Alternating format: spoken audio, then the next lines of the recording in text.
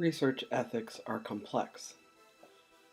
Complex at least in part because of the limits of empathy and the inherent power relationships among researcher and researched, but also in text, the reader, the writer, and the community whose lives we see on the pages. This week's readings deal with difficult subject matters, the pro-ana community, emotional bodywork of self-injurers, and furries, among other topics.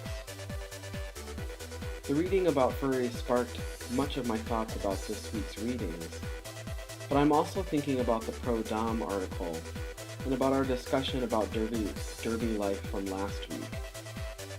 In particular, I'm thinking about who gets to decide what empowerment looks like.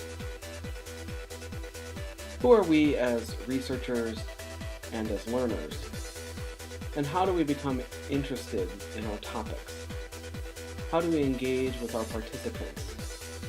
What responsibility do we have when we peer into the lives of a community of which we are not a part?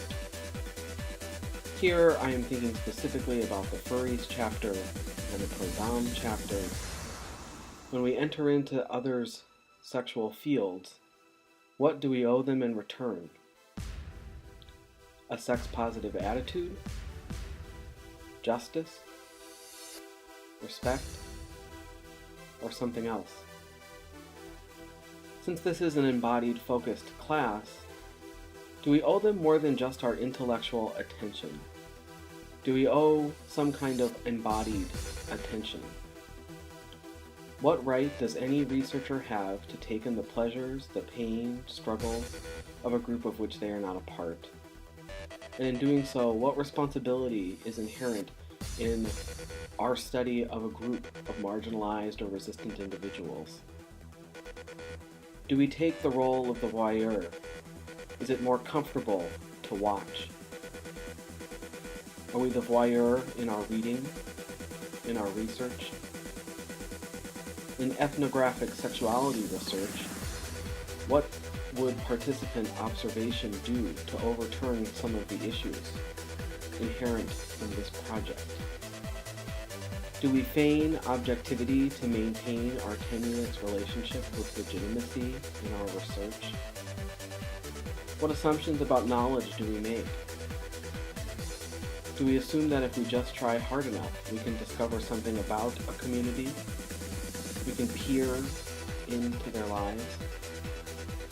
Should we peer into the lives of communities of which we are not a part? What are the risks and rewards of being external to the community we study? What about being internal to the communities we study? But there are limits. There are limits to empathy.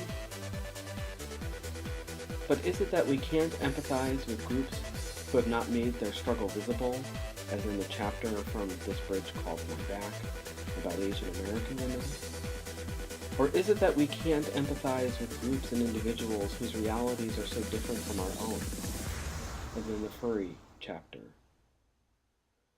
We can't simply pick up some empathy off the shelf, shoring up our reserves of empathy as we hold in our hands the vulnerabilities of participants.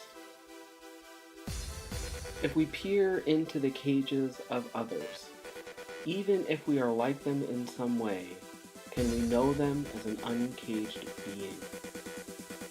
Or do we simply shine light onto these lives, these experiences, even the painful ones, in the hope of doing something different?